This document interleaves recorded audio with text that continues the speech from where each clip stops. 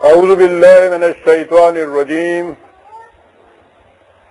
بسم اللہ الرحمن الرحیم۔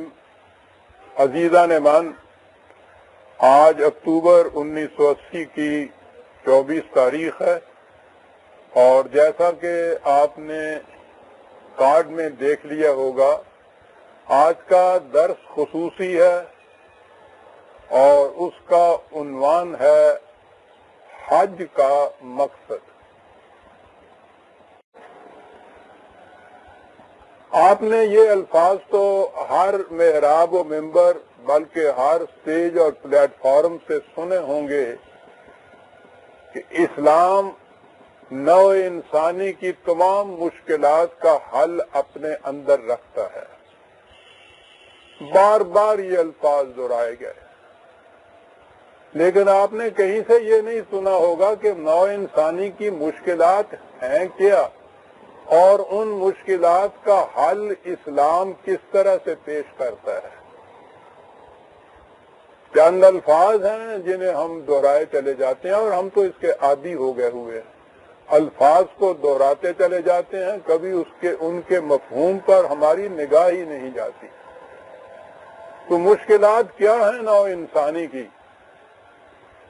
آج کے اس عنوان میں میں نوع انسانی کی اس مشکل کا ذکر کروں گا جس نے اس کرۂ ارض کو جہنم زار بنا رکھا ہے، اور انسانیت اس میں پڑی چیخ رہی ہے، تڑپ رہی ہے، بلک رہی ہے، اس سے نکلنے کا راستہ کوئی نظر نہیں آتا۔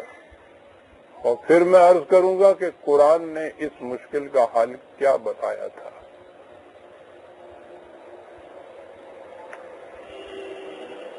اللہ تعالیٰ نے اس زمین کو بنایا وضع عادل انعام، تو کہا کہ یہ انسانوں کے رہنے کے لیے مستقر ہے، ان کا انسانوں کے لیے ہے۔ اس پہ کوئی لکیریں نہیں کھینچی ہوئی تھی،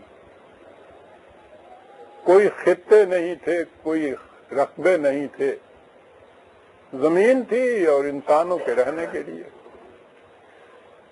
اسی طرح جب انسانوں کو پیدا کیا ہے، اسے چھوڑیے کہ وہ پہلے انسانوں کی آبادی پہلے کہاں تھی، کیسی تھی، انسانوں کو پیدا کیا تو وہ بھی بہرحال وہ انسانوں کی حیثیت سے تھے، ان میں بھی کوئی تفریق نہیں تھی، کوئی تقسیم نہیں تھی، کوئی تمیز نہیں تھی، انسان ہی تھے۔ اس کے بعد ان انسانوں نے آپس میں تفریق پیدا کی، یہ ٹکڑوں میں بٹے۔ سب سے پہلے تو خاندانی تفریق شروع ہوئی، ایک خاندان دوسرے خاندان سے الگ ہوا۔ یہ پورے انسان جو تھے اس میں کوئی تفریق نہیں تھی، اسے ذہن میں رکھیے گا۔ پہلی تفریق پیدا کی، آگے بڑھے تو یہی ذرا خاندان ذرا پھیل گئے تو یہ قبائل بن گئے، قبیلے بن گئے۔ یہ اور زیادہ آگے بڑھے، نسلیں بن گئیں، بڑھتے چلے گئے انسان اس طرح سے الگ الگ ٹکڑوں میں، حتیٰ کہ آج جسے ہم تہذیب انسانی کا سب سے بلند ترین دور کہتے ہیں بڑے فخر سے، اس دور کے اندر ساری دنیا کے انسان قوموں کے اندر بٹ گئے۔ اب کوئی انسان کی حیثیت سے پہچانا ہی نہیں جاتا، یعنی انسان اب دنیا میں رہے نہیں ہیں، قومیں ہیں اور قوموں سے متعلق افراد ہیں۔ وہ جو انسان پیدا کیے تھے اللہ تعالیٰ نے، وہ معلوم ہی نہیں کہاں چلے گئے، انسان نہیں رہے، قومیں رہ گئیں۔ ان قوموں کی کیفیت پھر کیا ہوئی، یا یہ اس قومیت کے نظریے کا نتیجہ کیا ہوا؟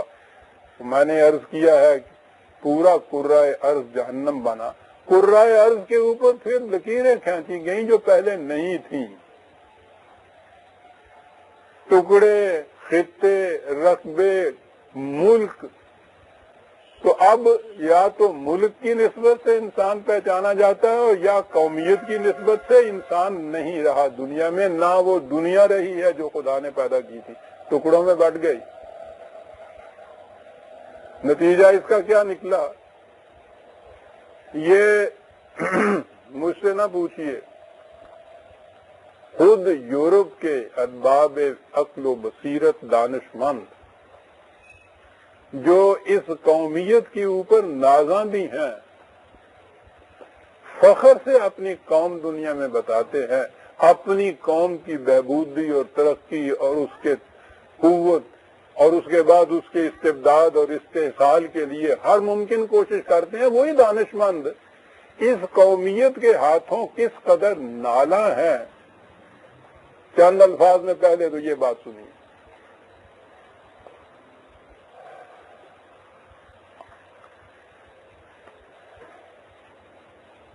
کیمبرج یونیورسٹی کا پروفیسر کوون ہے، اس نے ایک کتاب لکھی ہے دی کرائسس آف سیویلائزیشن، تہذیب کا بحران۔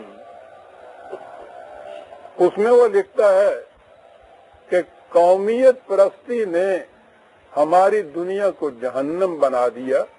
قومیت پرستی کا احساس نفرت سے پیدا ہوتا ہے اور عداوت سے پرورش پاتا ہے۔ ایک قوم کو اپنی ہستی کا احساس ہی اس وقت ہوتا ہے جب وہ کسی دوسری قوم سے متصادم ہو۔ پھر ان اقوام کا جذبہ عداوت و پیکار اپنی قومی وحدت کی تکمیل پر ہی ختم نہیں ہو جاتا۔ یوں ہی کوئی قوم اپنے حق استقلال و خود مختاری کو مسلط کر لیتی ہے تو ان اقوام کو دبانا شروع کر دیتی ہے جو اپنے لیے خود مختاری کی مدعی ہوں۔ ان تمام وجوہات کی بنا پر اس نتیجہ پر پہنچا جائے گا کہ کسی نظام حکومت کے لیے قومیت پرستی کی بنیاد بڑی ہی خطرناک ہے اور اسی سے دنیا جہنم بنتی ہے۔ ایک اور دانشور ہے، بڑی شہرت کے مالک، ایڈم ڈے ہیگیڈس، فرانسیسی ہیں۔ ان کی کتاب ہے the state of the world, دنیا کی ریاست یا مملکت۔ میں آگے آؤں گا کہ یہ پھر اس جہنم سے نکلنے کے لیے ذہن میں تصور کیا رکھتے ہیں۔ اس میں وہ لکھتا ہے کہ مسئلہ کس قدر پیچیدہ کیوں نہ ہو، یہ واقعہ ہے کہ ہمارے دور کی دونوں عالمگیر لڑائیاں نیشنلزم کی پیدا کرنا ہے، اور یہی چیز ہمارے زمانے میں سب سے بڑی سیاسی قوت ہے۔ ان دونوں لڑائیوں کی تہ میں وہی اصول کار فرما تھا جس کی روح سے دنیا کو آزاد قومی مملکتوں میں تقسیم کر دیا گیا ہے، اور جس کا فطری نتیجہ یہ ہے کہ مختلف مملکتیں ایک دوسرے سے بڑھنے کی فکر کرتی ہیں اور اس طرح ایک دوسرے سے برسر پیکار رہتی ہیں۔ ان حالات میں کبھی صالح معاشرتی نظام قائم ہی نہیں ہو سکتا۔ اور رونا صرف یہی نہیں کہ یہ دو عالمگیر لڑائیاں کیوں ہو گئیں، رونا تو اس بات کا ہے کہ جب دنیا میں جنگ نہیں ہو رہی ہوتی تو اس وقت بھی امن قائم نہیں ہوتا۔ قومیت کی تفریق میں امن قائم ہو ہی نہیں سکتا۔ اس لیے نیشنلزم انسانی تاریخ میں سب سے بڑا مفسدہ ہے، اس لیے کہ اس سے پہلے کوئی فساد انسانیت نہ عالمگیر ہوا کرتا تھا اور نہ انسانی زندگی کو محیط کل ہوتا تھا۔ یعنی اب یہ مفسدہ ایسا ہے جس میں ساری دنیا جس کی لپیٹ میں آئی ہوئی ہے، کوئی ملک اس سے باہر نہیں، کوئی قوم اس سے خالی نہیں، یہ تو محیط کلی ہو گیا ہے ان قوموں کے اوپر۔ یہی نہیں بلکہ ہکسلے نے، آلڈوس ہکسلے کا نام آپ نے سنا ہوگا، اس نے تو اپنی کتاب مینز اینڈ اینڈز میں لکھا ہے کہ نیشنلزم ایک بت پرستانہ مذہب ہو گیا ہے۔ اس نے مذہب کی حیثیت اختیار کر دی ہے، یعنی سیکولر سٹیٹس بناتے ہیں سارے یہ، اور انہوں نے کہا یہ ہے کہ خدا کی جگہ اب قومیت کے بت نے لے لی ہے۔ بت پرستانہ مذہب ہے جس میں مملکت نے خدا کی حیثیت اختیار کر رکھی ہے. یہ خدا بڑے سخت فرائض عائد کرتا ہے اور بڑی عظیم قربانیاں مانگتا ہے. اس خدا کی پرستش کی ایک وجہ اور بھی ہے، اور وہ یہ کہ اس سے انسان کے اسفل جذبات کی تسکین ہو جاتی ہے، نفرت اور دشمنی کے جذبات کی تسکین، نیز جرائم کی لذت. یہ یورپ کے دانشور اپنی قومیت پرستی کے متعلق کہہ رہے ہیں. انہوں نے اس کا علاج یہ سوچا، وہ لیگ آف نیشنز جسے کہتے ہیں، قوموں کی ایک لیگ بنائی اور وہ بری طرح سے ناکام ہوئی. اس کے بعد انہوں نے یہ یو اقوام متحدہ کی جو آرگنائزیشن ہے اس کی طرح ڈالی. اسے انہوں نے انٹرنیشنلزم کہا، مختلف قوموں کو ایک جگہ اکٹھا کر دینا. ایمری ریوز نے ایک کتاب لکھی ہے دی اناٹومی آف پیس. اس میں وہ کہتا ہے کہ ہم انٹرنیشنلزم سے کافی کھیل چکے ہیں. جو مسئلہ دنیا کے سامنے پیش ہے وہ کوئی ایسا مسئلہ نہیں جو قوموں کے حل کرنے کا ہو، وہ تو خود قوموں کا پیدا کرتا ہے. وہ مسئلہ یہ ہے کہ نیشنلزم کے نظریے نے انسانی معاشرے میں ایک فساد برپا کر دیا ہے. لہذا یہ کیسے ممکن ہے کہ خود نیشنلزم، خواہ وہ انٹرنیشنلزم ہی کیوں نہ بن جائے، اس کا حل دریافت کر سکے. اور یہاں کھڑی ہے انسانیت آج. یورپ کے سارے موقف اقوام متحدہ کے اور اس کی جو ہنگامی کمیٹیاں ہیں اور جو روز اس کے اجلاس رہتے ہیں اور روز فساد بڑھتا چلا جاتا ہے دنیا کے اندر، اور وہ خود اس کا اقرار کر رہے ہیں کہ اس کا حل، نیشنلزم کا حل، انٹرنیشنلزم بھی نہیں کر سکتی. وہ لکھتا ہے کہ اس مسئلے کا حل انسانی عالمگیریت یعنی یونیورسلزم ہے. انٹرنیشنلزم بھی نہیں، وہ فیل ہے. اس کے حل کے لیے ان ارباب دانش و بینش کے ذہن میں ایک تصور آ رہا ہے. یہ اپنے بنائے ہوئے جو ان کے زندہ ہیں ان سے تنگ آ کر اس قید خانے سے نکلنے کے لیے ذہنوں میں ان کے ایک تصور آ رہا ہے. وہ تصور کیا ہے؟ وہ بھی انہی کی زبان سے سنی. ایک بہت بڑا بشپ لیکن گرجے کا، کلیسا کا دھتکارا ہوا، انہوں نے اسے مرتد قرار دے دیا تھا. ٹیلر ڈی چیڈرن، اس نے لکھا ہے، اس نے کتاب ایک لکھی ہے بلڈنگ دی ارتھ، کہ آؤ نئے سرے سے زمین کی تشکیل کریں، کچھ اس جہنم سے، اس عذاب سے بچیں. وہ لکھتا ہے کہ اب اقوام کا زمانہ گزر چکا ہے. اگر ہم نے ہلاکت سے بچنا ہے تو کرنے کا کام صرف ایک ہے، اور وہ یہ کہ ہم اپنے قدیم تعصبات کو ختم کریں اور مختلف ملکوں اور خطوں کی حدود سے آگے بڑھ کر خود کرۂ ارض کی تعمیر نو کا انتظام کریں. انسان کو اس کی موجودہ پستی سے اچھال کر بلندیوں کی طرف لے جانے کا ایک ہی راستہ ہے، اور وہ ہے وحدت انسانیت کا راستہ. اب شعور انسانی کے لیے ضروری ہے کہ وہ خاندان، وطن اور نسل کی تنگ ناؤ سے آگے بڑھ کر پوری نو انسان کو اپنے آغوش میں لے لے. یہ اس مشکل کا حل ان کے ذہن میں آتا ہے کہ ایسا کچھ ہو جائے. ایک اور کیلیفورنیا یونیورسٹی کے پروفیسر ہے ہیوٹ ملر، انہوں نے کتاب لکھی ہے دی کمیونٹی آف مین، انسانوں کا معاشرہ.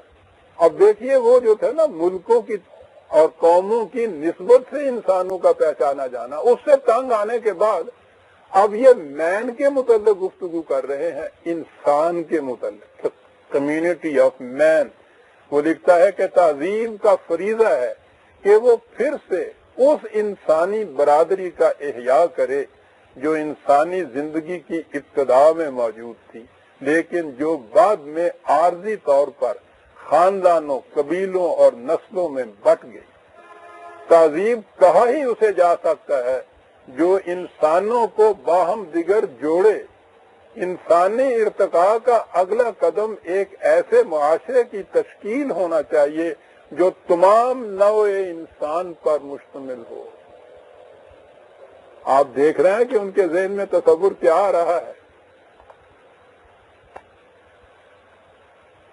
سویڈن اس وقت دنیا میں وہ ملک ہے جہاں ویلفیئر اسٹیٹ اپنے انتہائی ارتقائی دور میں ہے۔ ان کے ہاں دعویٰ یہ ہے کہ ان کے ہاں کوئی شخص رات کو بھوکا نہیں سوتا۔ یہ الگ بات ہے کہ دنیا میں سب سے زیادہ خودکشی کی وارداتیں اسی ملک میں ہو رہی ہیں، لیکن بہرحال وہ ایک ویلفیئر اسٹیٹ کی حیثیت سے دنیا میں متعارف ہے۔ وہاں کا ماہر معاشیات ہے جس نے دنیا بھر کی معاشیات پہ کتابیں لکھی ہیں، اس نے آخر میں کتاب لکھی ہے، گنر میرڈل اس کا نام ہے، کتاب ہے اس کی بیونڈ دی ویلفیئر اسٹیٹ۔ وہ کہتا ہے ویلفیئر اسٹیٹ بھی انسانی مشکلات کا حل نہیں ہے، اس سے مابرا ہے ایک چیز جو ان مشکلات کا حل اپنے اندر رکھتی ہے۔ وہ لکھتا ہے کہ یہ حقیقت ہے کہ ہمارے یہ بلند مقاصد اسی صورت میں حاصل ہو سکیں گے جب ایک ایسی دنیا وجود میں آ جائے جس میں نہ کرۂ ارض کے نقشے پر کھینچی ہوئی ممالک کی لکیریں ہوں اور نہ ہی قوموں کے خود وضع کردہ حدود۔ یہ وہ دنیا ہوگی جہاں انسان جہاں جی چاہے آزادانہ چلے پھرے، رہے سہے اور ہر جگہ یکساں شرائط پر اپنے لیے حصول مسرت حاصل کر لے۔ سیاسی طور پر اس سے مراد تمام دنیا کی واحد حکومت ہوگی۔ بڑے غور طلب ہیں عزیزان مان یہ الفاظ، یہ تڑپ انسان کے دلوں کی جو ہے اس کو ذہن میں رکھیے، پھر آئیں گے ہم قرآن کی طرف۔ تمام دنیا کی واحد حکومت اور جمہوری طور پر یہ تمام انسانوں کے باہمی مشورہ سے اپنا کاروبار سر انجام دے گی، تمام انسانوں کے۔ اور اگلے لفظ ہیں کہ ہم اپنی روح کے مذہبی نشیمن میں اسی قسم کی حسین دنیا کا تصور محسوس کرتے ہیں جس میں کامل ہم آہنگی اور یکجہتی ہو، لیکن جسے خارجی طور پر کہیں دیکھ نہیں سکتے۔ اپنی روح کے نشیمن میں وہ کہتے ہیں کچھ اس قسم کی دنیا کا تصور ہے جو ہم کرتے ہیں اور اس سے ہمیں کچھ اطمینان حاصل ہوتا ہے، باہر کی دنیا میں یہ کہتے ہیں کہیں نظر نہیں آتی۔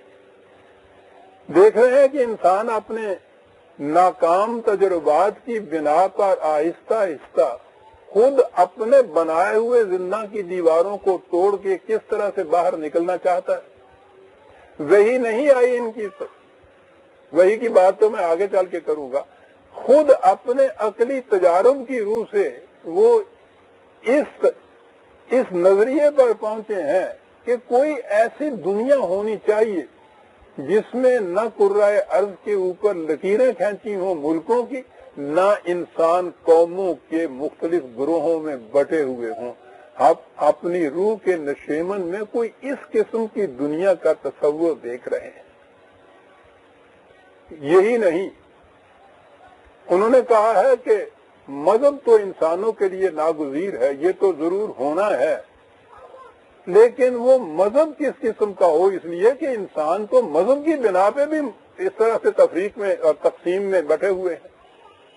یہ تو قومیتوں سے بھی زیادہ تعصب انگیزی کی گرہ ہیں جو مذہب نے پیدا کر رکھی ہیں۔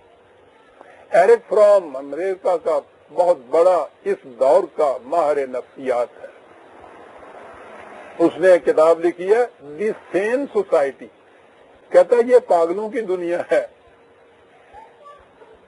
اس کے اندر جو دانش مندوں کی، بلکہ سین کا لفظ تو دانش مند نہیں کچھ اور معنی اس کے رکھتا ہے، یہ ان سین تو پاگل ہوتے ہیں اور وہ سین ہوتے ہیں، دی سین سوسائٹی۔ وہ کہتا ہے کہ انسان کی، وہ کہتا ہے کہ اس سین سوسائٹی میں مذہب وہ ہوگا جو انسان کی ارتقائی منازل کا ساتھ دے۔ اس کی سب سے بڑی خصوصیت یہ ہوگی کہ وہ عالمگیر ہوگا اور منتشر انسانیت کو ایک وحدت میں منسلک کر دے گا، جو مشرق و مغرب کے تمام مذاہب کی تعلیم کا مہیمن ہوگا۔ قرآن کا لفظ ہے۔ وہ عقل و بصیرت پر مبنی ایسا قابل عمل ضابطہ اخلاق دے گا جو علوم سائنس سے آہنگ ہو۔ وہ انسان کو اس قابل بنا دے گا کہ وہ خارجی کائنات اور خود اپنی ذات کے ساتھ ہم آہنگ رہ سکے۔ اسی مذہب کو یہ حق حاصل ہوگا کہ وہ نو انسان کا مذہب بن سکے۔ اب انہوں نے دنیا کے موجودہ مذاہب پر ایک نظر ڈالی کہ کیا ان میں مذاہب پر، میں عرض کروں گا ریلیجنز کے اوپر، دین تو اس وقت نہ ہے دنیا میں، نہ وہ کہیں دیکھ سکتے تھے، مذاہب ہی وہ دیکھ سکتے تھے نا۔ دنیا کے مذاہب پہ نظر ڈالی۔ ولیم ہاکنگ ایک بہت بڑا فلاسفر ہے، اس نے لکھی ہے کتاب the living religions and a world faith, موجودہ مذاہب اور ایک عالمگیر مذہب۔ وہ لکھتا ہے کہ یہ موجودہ مذاہب، بڑے عجیب الفاظ ہیں اس کے، یہ موجودہ مذاہب ٹوٹی پھوٹی کشتیاں ہیں جنہیں حوادث زمانہ کے طوفانوں نے ٹکڑے ٹکڑے کر کر ساحل پر پھینک دیا۔ یہ سب اپنے اپنے تقدس کی چادروں میں لپٹے ہوئے، اطمینان خیش میں، جو در حقیقت فریب نفس کا دوسرا نام ہے، ان کے متبعین کی آنکھوں میں دھول جھونک رکھی ہے جس کی وجہ سے انہیں حقیقت نظر نہیں آ سکتی۔ ان کے عقائد و نظریات کے زنگ نے ان کے افکار و عمل کے قبضوں کو اس قدر جام کر دیا ہے کہ ان میں اب حرکت کی صلاحیت ہی نہیں رہی۔ یہ لوگ قدامت پرستوں کے کوڑوں کے تصور سے اس قدر ڈرے اور سہمے رہتے ہیں کہ ان میں بہت کم ایسے ہیں جو سمجھ اور سوچ سے کام لینے کی جرت کر سکیں۔ ان مذاہب میں کوئی بھی ایسا نہیں ہے جو انسانیت کو اس کی منزل مقصود تک پہنچا سکے۔ آپ نے غور فرمایا کہ آج انسانیت، نو انسانی کی مشکل، سب سے بڑی مشکل کیا ہے؟ اور خود یہ اقوام یورپ کے ارباب بصیرت و عقل و فکر کس قسم کا جہنم محسوس کر رہے ہیں، اور اس کے بعد اپنے ذہن میں وہ کیا تصور کر رہے ہیں کہ اس مشکل سے نکلنے کا حل کیا ہے۔ ذہن میں جو اس کے لفظ ہیں، اپنی روح کے نشیمن میں اس کا تصور محسوس کرتے ہیں، خارج کی دنیا میں ان کو نظر نہیں آتا، نہ ہی وہ یہ بتا سکتے ہیں کہ یہ کس طرح سے عمل میں آ سکے۔ اس مقام کے اوپر عزیزان ایمان انسانیت کھڑی ہے۔ یہ سب سے بڑی مشکل آج دنیا کی یہ ہے، اور مجھے اب اس طرف آ جانا ہے کہ قرآن کریم اس بات میں کیا کہتا ہے۔ میں مذاہب کی تو بات ہی نہیں کروں گا، اسلام بھی ایک مذہب بن چکا ہوا ہے، یہ دین نہیں رہا۔ قرآن میں اس لیے کہتا ہوں کہ دین قرآن کے اندر ہے۔ ہمیں قرآن کی طرف، قرآن کا یہ دعویٰ ہے کہ میں انسانیت کی مشکلات پیش کرتا ہوں، اس لیے ہمیں تو قرآن ہی سے پوچھنا ہے۔ دیکھیے بات کہاں سے ہوئی۔ وہ کہتا یہ ہے کہ وَمَا كَانَ النَّاسُ إِلَّا أُمَّةً وَاحِدَةً فَاخْتَلَفُوا، کڑی سے کڑی ملاتے چلے جائیے عزیزان ایمان اس کی۔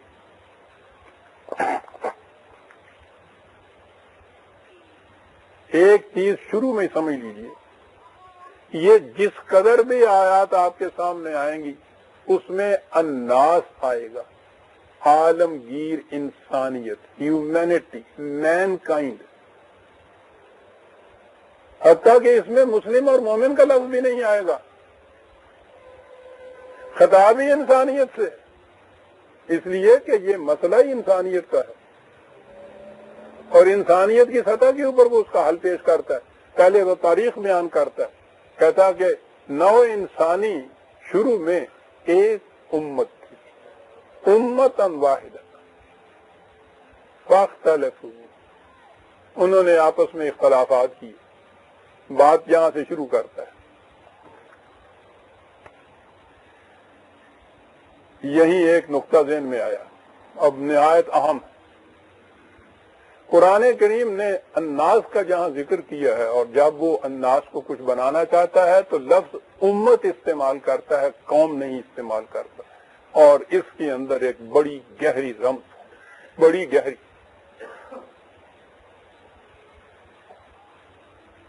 امت کا لفظ ام سے بنا ہے اور ام کے معنی ماں ہے۔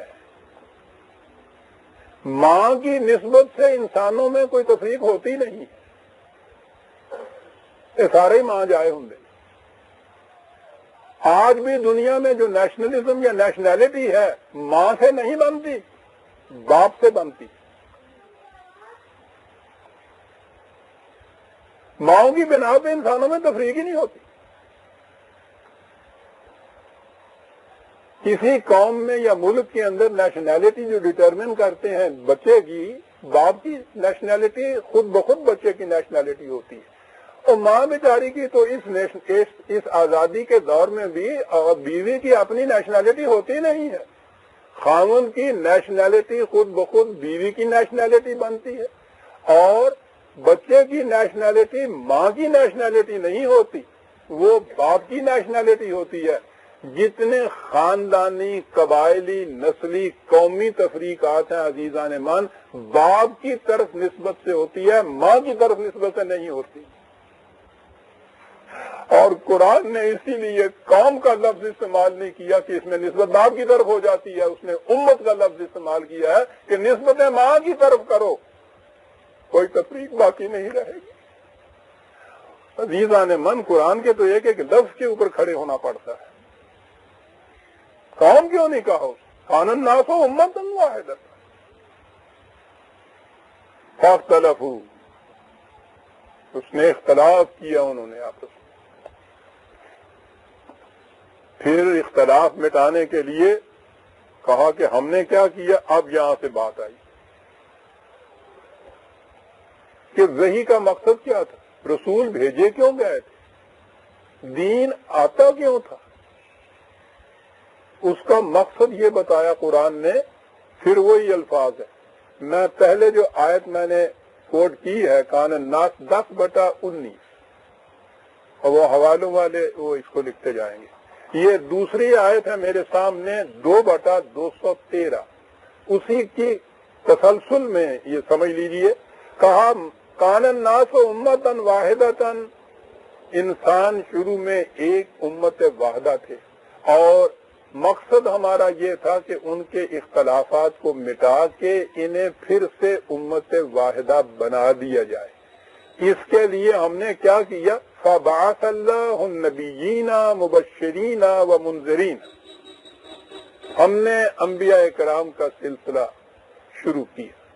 انہوں نے آ کے انہیں بتایا کہ اگر نو انسانی ٹکڑوں میں بٹ گئی تو اس کا نتیجہ جنگ اور فساد اور خون ریزی کے سوا کچھ نہیں ہوگا، اور اگر یہ عالمگیر انسانیت ان مین یا ہیومینٹی کی بنیادوں کے اوپر یہ ایک امت بن گئی تو یہ دنیا جنت میں تبدیل ہو جائے گی۔ منذرین و مبشرین، اختلاف مٹانے کے لیے کیا کیا؟ وَأَنزَلَ مَعَهُمُ الْكِتَابَ بِالْحَقِّ لِيَحْكُمَ بَيْنَ النَّاسِ فِي مَا اخْتَلَفُوا فِيهِ، اور ان کے ساتھ ہم نے ضوابط قوانین بھیجے تاکہ جن امور میں انسان نو انسانی، پھر الناس ہے یہاں، انسانوں نے جن امور میں باہمی اختلاف کیا تھا اور الگ الگ ٹکڑے ٹکڑے یہ ہو گئے تھے، وہ ان اختلافات کو مٹائے، کتاب کا مقصد یہ بتایا۔ انبیاء کتاب لے کر آئے، کتاب کا مقصد یہ تھا کہ وہ لے یحکم بین الناس۔ اب دیکھیے یہ حکومت آ گئی صاحب، الناس میں اس قسم کی حکومت قائم کی جائے کہ جس سے ان کے یہ سارے اختلافات مٹ جائیں جنہوں نے انسانیت کو ٹکڑے ٹکڑے کر دیا ہوا ہے۔ وہ اقبال نے یہی لفظ استعمال کیے ہیں، ہوس نے ٹکڑے ٹکڑے کر دیا ہے نو انسان کو، قیامت ہے کہ انسان نو انسان کا شکاری ہے۔ وہ کہا اس نے کہ یحکم بین الناس فیما اختلفوا فیہ، کتاب ہم نے وحی کی روح سے نازل کی جس کا فریضہ یہ تھا کہ وہ اس قسم کی حکومت کا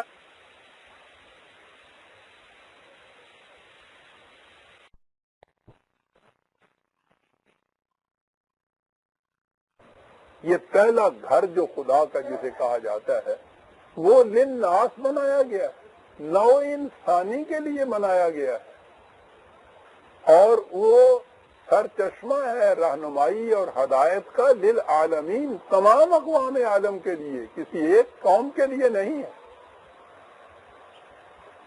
وہ جو وہاں انہوں نے بنیاد رکھ کے ایک جسے کوٹھا سا کہتے ہیں، ایک گھر تعمیر کیا، آپ کو معلوم ہے کہ یہ ساری کائنات خدا کی، اسی کی ملکیت ہے، کسی اور کی ہے ہی نہیں، لیکن وہ جو وہاں یہ اس بنیاد رکھ کے ایک کمرہ کوٹھا گھر بنایا گیا، اسے خدا نے بیتی کہا، میرا گھر۔ وہ لامکان اسے کہتا ہے میرا گھر، بیت اللہ شریف کو ہم کہتے ہیں، بیتی میرا گھر۔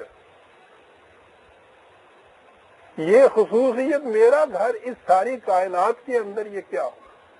یاد رکھیے جہاں جہاں قرآن کریم میں للہ کا لفظ آیا ہے، خدا کے لیے یا خدا کا، اس سے مقصد یہ ہے کہ اس چیز کے اوپر کسی شخص، خاندان، گروہ، قوم، ملک کی ملکیت تصور نہیں ہوگی، وہ ان سے بلند انسانیت کے لیے ہوگا۔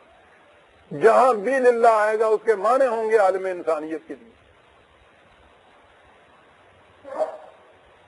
اس نے اگر اپنے آپ کو رب العالمین کہا ہے تو وہ انسانیت کا رب۔ قرآن کو اگر اس نے انسانیت کے متعلق کہا ہے کہ انسانوں کی طرف ہم نے قرآن بھیجا، انسانیت ہے۔ جہاں اس نے فی سبیل اللہ کہا ہے اس کے معنی یہ ہے کسی قوم یا خاندان یا فرد کے فائدے کے لیے نہیں، انسان کے نو انسانی کے فائدے کے لیے۔ بیتی یا بیت اللہ کے معنی اب یہیں سے اس نے پہلے ہی بات کاٹ دی کہ کسی قوم کا نہیں، کسی گروہ کا نہیں، کسی نسل کا نہیں، کسی بادشاہت کا نہیں، یہ خدا کا گھر ہے اور خدا کی مخلوق کے لیے رہے گا۔ جس طرح اس نے کہا تھا کہ ان الارض للہ، زمین خدا کی ہے، کسی کی ذاتی ملکیت اس پہ تسلیم نہیں کی جا سکتی۔ خدا کی ملکیت کے معنی ہے نو انسانی کی منفعت کے لیے۔ تو اولا بیت وضع للناس سے ببرکۃ مبارکہ ھدی للناس، خصوصیت کبریٰ کیا ہے؟ عزیزان ایمان، آج دنیا کا کسی ملک یا قوم میں ستایا ہوا انسان، ساری دنیا میں کوئی مقام ایسا نہیں ہے جہاں اس کو امن مل سکے۔ پہلے تو کہیں سر چھپانے کو جگہ ہی نہیں ہوتی، جس جگہ وہ جائے گا اس قوم یا اس ملک کی ثواب دید پہ ہے کہ وہ اس پہ رحم کھا کے اپنے ہاں رہنے دیں یا پروٹیکشن دیں تو ہے، وغیرہ اگر نہ دیں ساری دنیا میں وہ چکر لگاتا پھر۔ عزیزان ایمان، اس خدا کی وسیع و عریض عرض پر، زمین پر جو اس نے کہا تھا ہم نے انسانوں کے لیے بنائی، انسان کی حیثیت سے کسی فرد کو اس کرۂ ارض پر کہیں مامن اور سیکیورٹی نہیں مل سکتی، قوم کی حیثیت سے متعارف ہوگا۔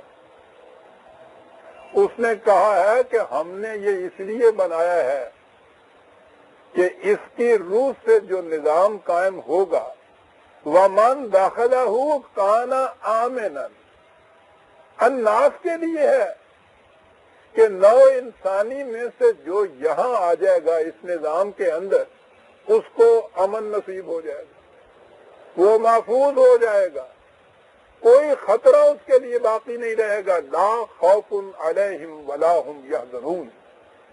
الناس کے لیے سینکچوری ایسی ہے جو نو انسان کے لیے امن کی جگہ ہے۔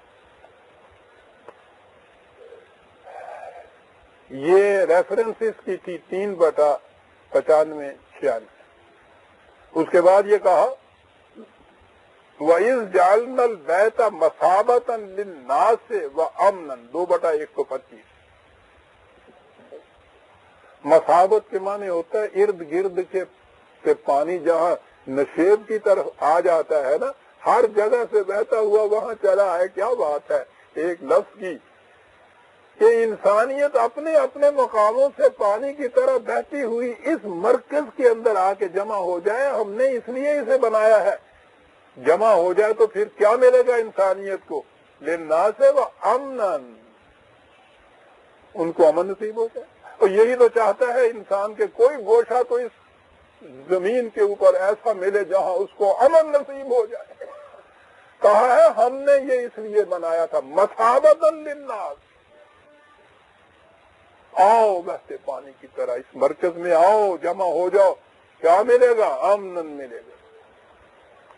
لیکن امن تو پھر بھی ایک نیگیٹو ایسپیکٹ ہے نا، منفی خصوصیت ہے نا کہ کوئی خطرہ نہ رہے، کچھ ملا تو نہیں نا اس کو، یہ خطرات سے محفوظ ہی ہوا ہے نا۔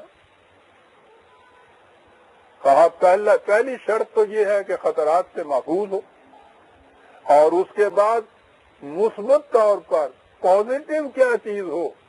جعل اللہ الکعبۃ البیت الحرام قیاما للناس 5/17۔ دنیا میں ہر قوم اس کی کوشش کرتی ہے کہ ہم اپنے پاؤں پہ کھڑے ہو جائیں، ہر قوم یہ کوشش کر رہی ہے، اور اپنے اپنے پاؤں پہ کھڑا ہونے کے ساتھ پھر دوسری قوموں کے ساتھ جو کچھ کرتی ہے وہ ہمارے سامنے ہے۔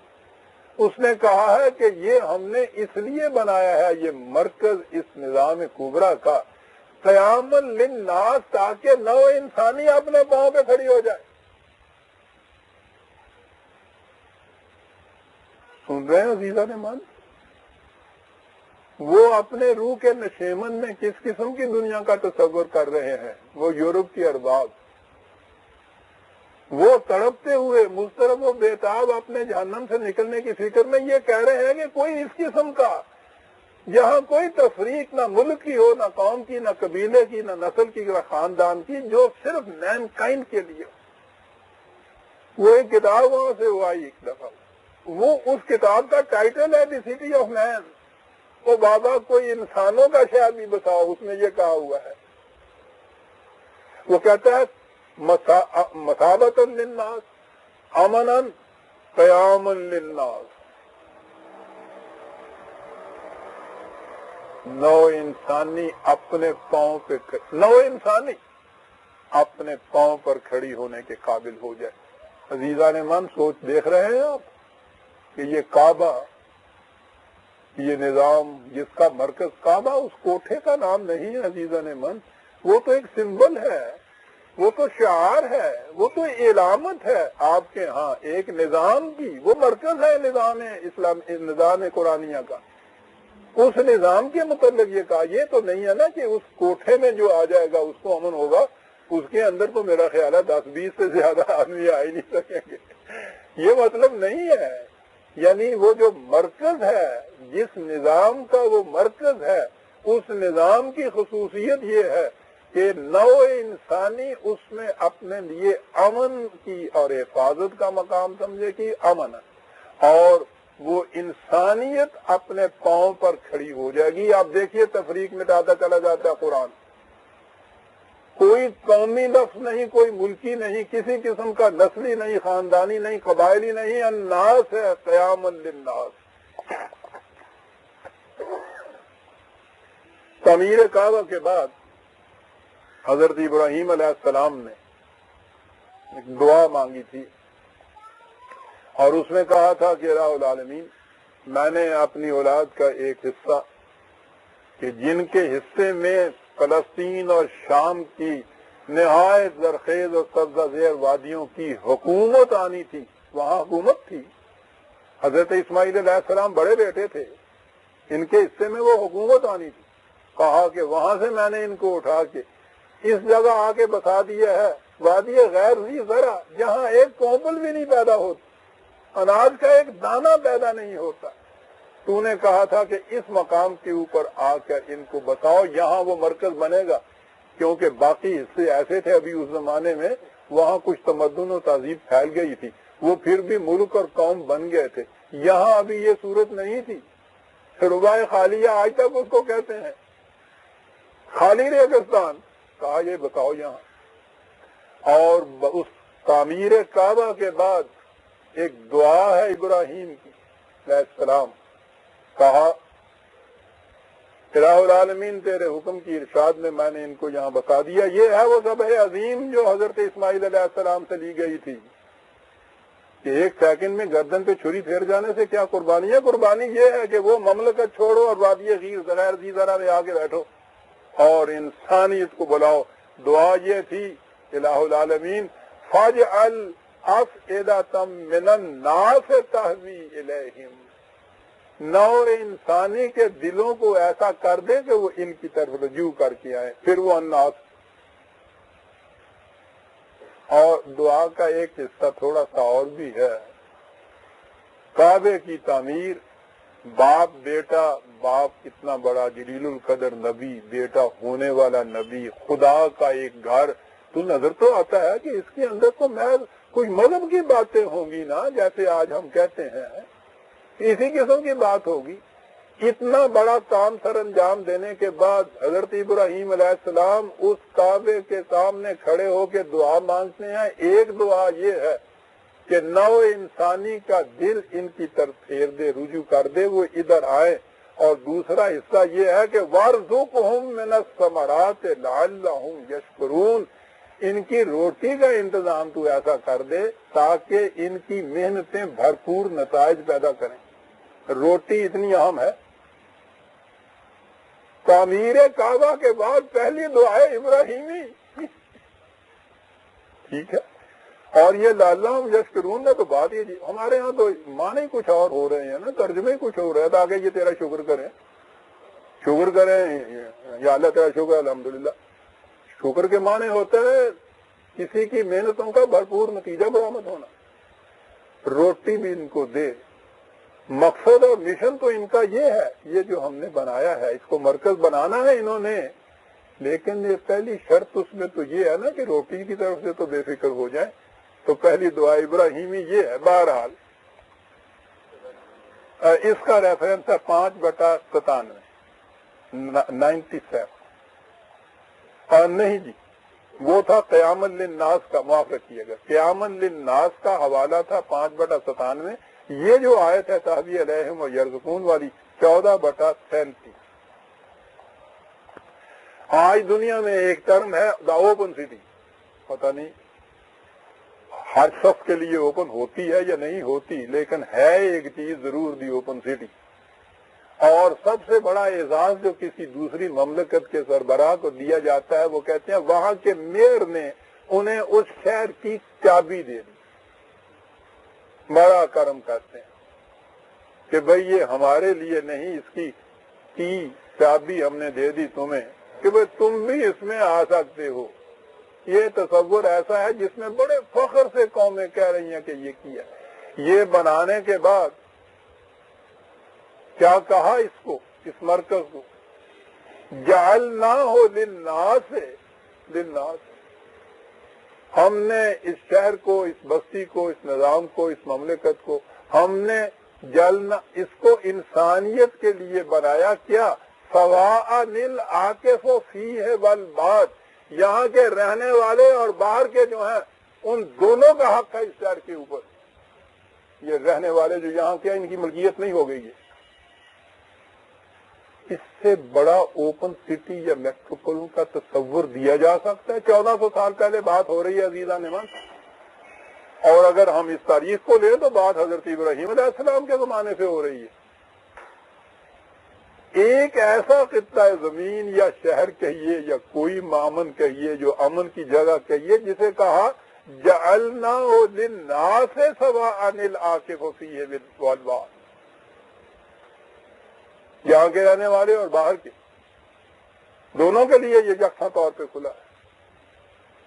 دیکھ رہے ہیں کیا مرکز بنا رہا ہے قرآن اس نظام کا جو وہ کہتے تھے کہ اس قسم کی حکومت اور نظام جس کا تصور ہماری روح کے نشیمن میں ہے، نشیمن میں ہی نہیں ہے، تمہاری روح کے جس میں بھی ہے، لیکن کون ہوتا جو قرآن ان کے سامنے لاتا؟ عزیزان من، زمانہ آگے بڑھتا چلا گیا، درمیان کی تاریخ جو ہے اس کے لیے تو بیان کرنے کا وقت میرے پاس نہیں۔ نبی اکرم صلی اللہ علیہ وسلم کے ظہور کا وقت آ رہا ہے عزیزان من۔ کیا کہا جا رہا ہے؟ یا ایھا الناس،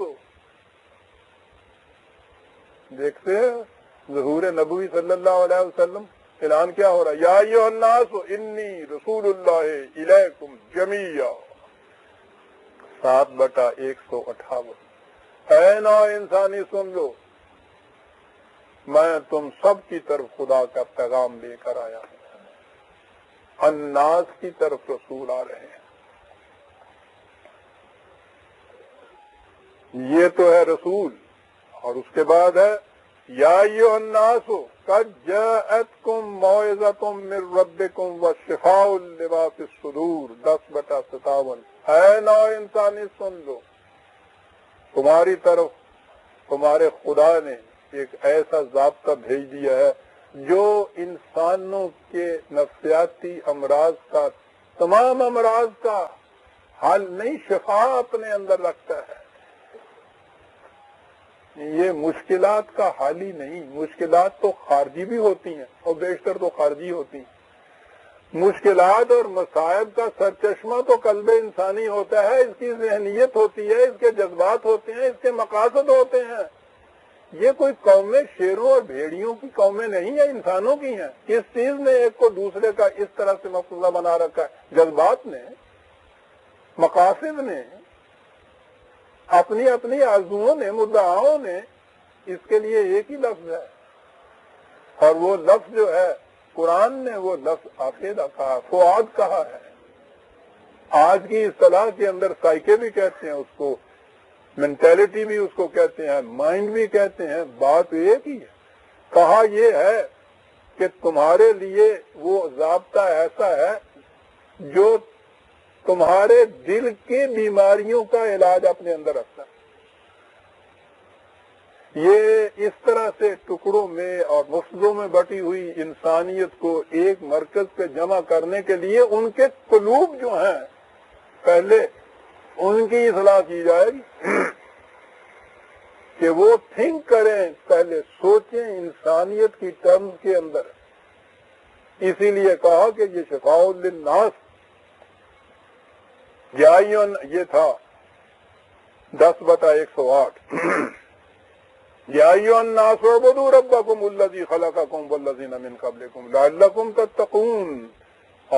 یہ وہ کہتے تھے نا کہ وہ حکومت، تمام نوع انسانی کی واحد حکومت، اس کا بیسس یا اس کی بنیاد انہیں نہیں ملتی تھی، مل نہیں سکتی وہی کے بغیر۔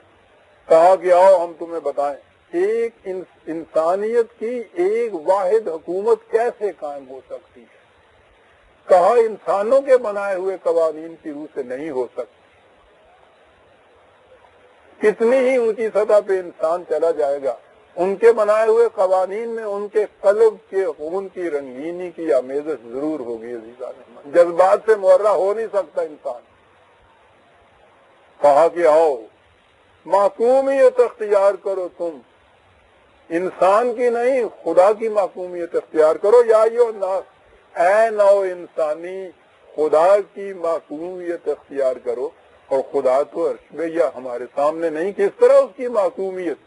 اس کی محکومیت جو کہا ہے، کتاب ہم نے بھیجی، پہلی آیت میں یہ تھا نا کہ ہم نے پھر کتاب بھیجی تاکہ تمہاری خلافات رفع ہو جائیں. تو خدا کی کتاب کی محکومیت یا حکمرانی، اس سے نو انسانی ایک امت بن سکتی تھی. یہ ہے جو قرآن کریم نے دعویٰ کی. اب اگلی بات جہاں یہ سارے مقصودے ہوتے ہیں وہ ساری اکنامکس کا مسئلہ ہے. ہر قوم دوسری قوم سے امت بر امت دیگر چرد دانا ایم ای کارت آ حاصل برد. قومیت کے معنی یہ ہیں ذرا طاقتور قوم دوسری قوم کی تمام رزق کے وسائل کو چھین کے سلب کر کے استحصال کر کے اپنے پاس لے جاتی ہے. کھیتی یہ بوتا ہے اور اس کا حاصل وہ کاٹتا ہے. یہ ہے بنیاد اس سارے فساد کی. عرض قرآن نے کہا یا ایھا الناس کلوا مما فی الارض حلالا طیبا. نو انسان، یہ زمین اپنے تمام خزائن اور دفائن کے ساتھ جتنی ممکنات اور جتنی اس کے اندر وسائل رزق کے ہیں سب کے ساتھ الناس کے لیے ہم نے ان کو بنایا ہے. تو یہ جو وحدت انسانیت قائم ہوگی محض نظری چیز نہیں ہے، محض عقیدے کی چیز نہیں ہے. عملاً بتایا یہ کہ ایک واحد حکومت قائم ہوگی وحی کی بنیاد کے اوپر جس میں انسانوں کے بنائے ہوئے قوانین نافذ العمل نہیں ہوں گے. اور دوسری اگلی چیز جو تھی وہی حضرت ابراہیم علیہ السلام کی دعا، روٹی کا مسئلہ. کہا یہ اس وقت جو ساری دنیا کے اندر نو انسان کا شکاری ہے، یہ سارا معاملہ جو ہے یہ اقتصادی معاملہ ہے جس کی بنا پہ یہ کچھ کر رہے ہو. الارض الناس کے لیے ہے. کہا کہ اس سے کھاؤ. کہا کہ ہم نے یہ روزی حلال پیدا کی ہے، اسے حرام کر کے کیوں کھاتے ہو؟ ارض کا عزیزان من بٹ جانا مختلف کتوں میں، دائروں میں، حدود کے اندر مختلف قوموں کا، مختلف لوگوں کا اس سے ملکیت اندادم من دون اللہ قرآن کہتا ہے. یہ ارے خدا کے ورے ہی خدا بنا رہے ہو، زمین پر ملکیت کہہ رہے ہو ان کی. یہ الناس کے لیے ہے. دیکھتے ہیں حل کیا وہ بتا رہا ہے. وہ جو میڈل نے کہا تھا کہ بیونڈ ویلفیئر اسٹیٹ، کہ ویلفیئر اسٹیٹ سے کام نہیں کر سکتا، اس سے ماورا چلنا پڑے گا. یہ ہے ماورا جو اس نے کہا ہے کہ الارض وضعها للانام، پوری نو انسانی کی منفعت کے لیے یہ کھلی رہے گی. یہ ہوگا وہ نظام، ایک خدا کی حکمرانی اور کرۂ ارض تمام انسانوں کے لیے کھلا ہو. اس کے لیے ابتدا کی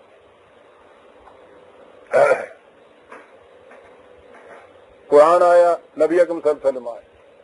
سب سے پہلے حضور نے پہلا قدم اس مقصد جلیلہ کے لیے کیا اٹھایا؟ انسانیت کو ایک مرکز پر جمع کرنے کے لیے، اقوام کو امت بنانے کے لیے. پہلی چیز یہ ہوئی، قرآن کریم نے اس امت کے متعلق کہا کنتم خیر امت اخرجت للناس، 3/109. تمہیں ہم نے قوم نہیں.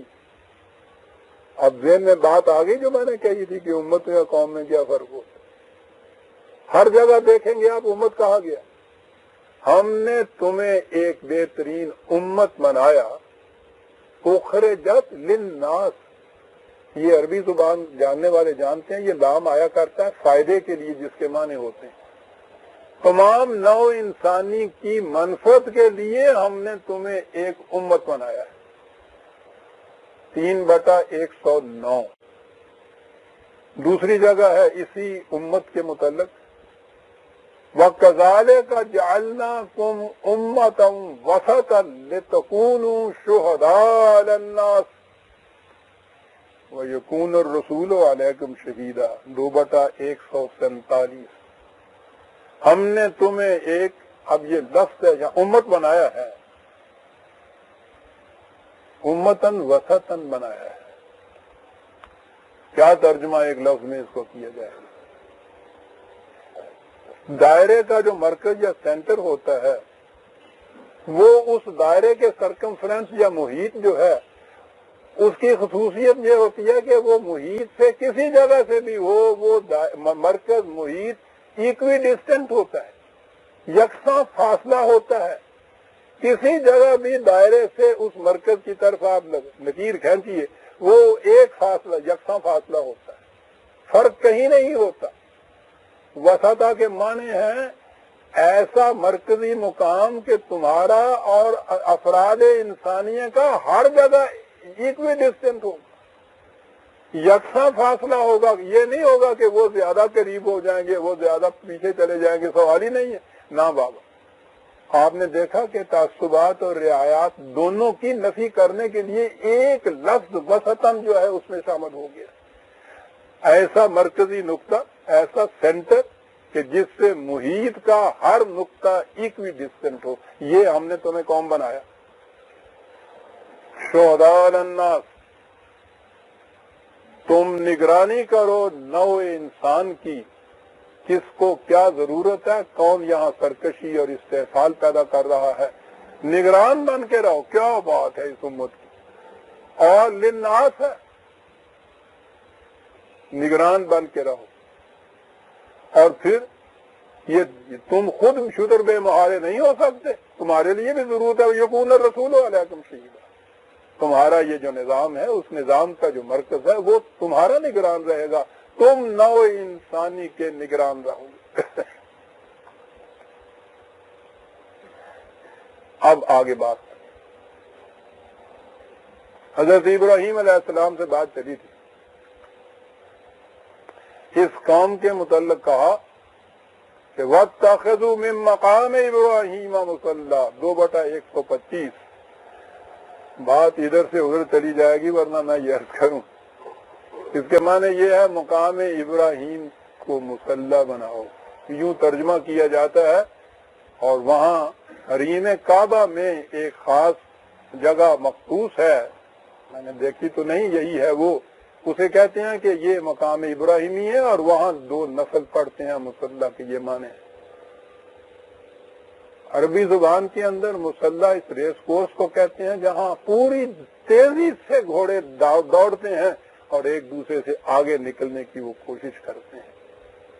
اس امت سے یہ کہا کہ مقام ابراہیمی، یہ مقام کسی یوں مصلی کا نام نہیں ہے، منصب، سٹیٹس، مشن. ابراہیم کے مشن کو تم اپنی آماجگاہ بناؤ زندگی کی.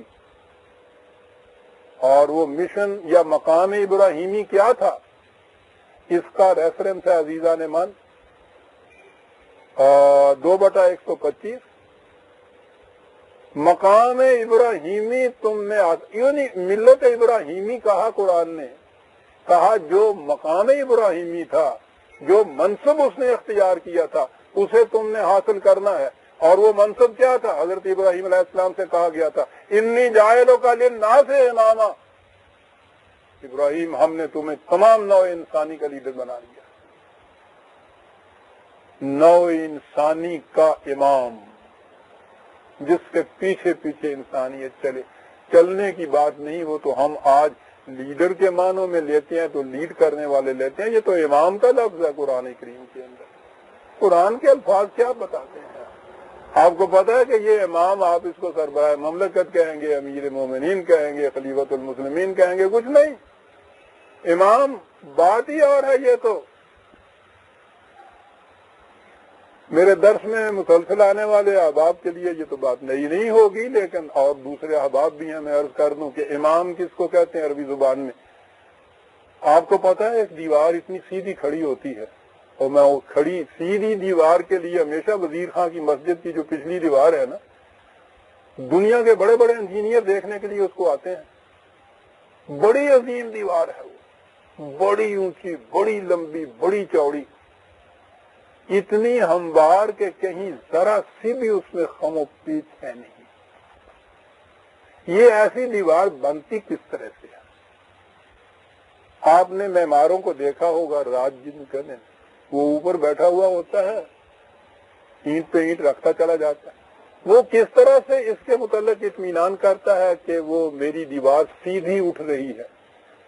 وہ ایک لٹو ہوتا ہے پیتل کا, اس میں ایک تاگا بندھا ہوا ہوتا ہے, تو وہ اوپر سے اس میں لٹکایا ہوا ہوتا ہے. وہ اس کو دیکھتا جاتا ہے, جہاں بھی کہیں ذرا پیچھے ہٹی یا آگے بڑھی تو وہ لٹو ذرا سا ادھر اور ادھر ہو جاتا ہے. وہ معیار ہوتا ہے اس بات کے ماپنے کا, دیکھنے کا, پرکھنے کا کہ دیوار سیدھی اٹھ رہی ہے, اس میں خم و پیچ نہیں. عربی زبان میں اس لٹو اور دھاگے کو امام کہتے ہیں. امام للناس, لیڈرشپ تو بات ہی کچھ نہیں ہوتی. تو جس کا جی چاہے دو نعرے مارا ہے, اس میں 4 پیسے تقسیم کیے, وہ لیڈر ہو گیا. امام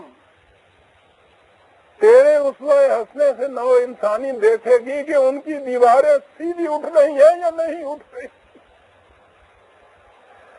اور اس کے بعد حضرت ابراہیم علیہ السلام تو تشریف لے گئے. اس امت سے کہا کہ وَاتَّخَذُوا مِن مَقَامِ إِبْرَاهِيمَ مُصَلًّى, مقام ابراہیمی کو اپنا منتہا سامنے رکھو, کیونکہ امامت نو انسانی جو ہے وہ تمہارے حصے میں آنے والی ہے. تمہاری سیرت اور کردار سے دنیا کی اقوام اپنے آپ کے خم و پیچ کی ٹیڑھ نکالے گی, سیدھی دیواریں ان کی کھڑی ہوں گی. دیکھ رہے ہیں عزیزان من, اس کے لیے ایک عملی پروگرام تھی. ایک امت, ایک حکومت, ایک ضابطۂ قوانین, ایک اسوہ کے رنگ میں رنگے ہوئے. حکومت اور مملکت کے لیے ضروری ہے کہ باہمی مشاورت کرے. قرآن کا حکم ہے امرہم شورا بینہم. یہ کسی ایک فرد کی حکومت نہیں, گروہ کی نہیں, قوم کی نہیں, یہ تو پوری کی پوری امت کی حکومت ہے. اس لیے یہ تو ان کے باہمی مشورے سے معاملات طے ہوں گے. اب وہ مشاورت کے لیے ٹھیک ہے جہاں بہت اچھا جی.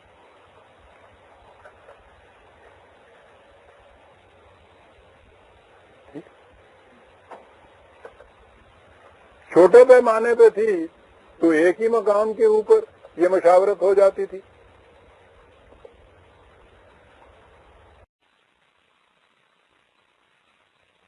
یہ پھیل گئی مملکت اتنی بڑی, مشاورت نہایت ضروری ہے.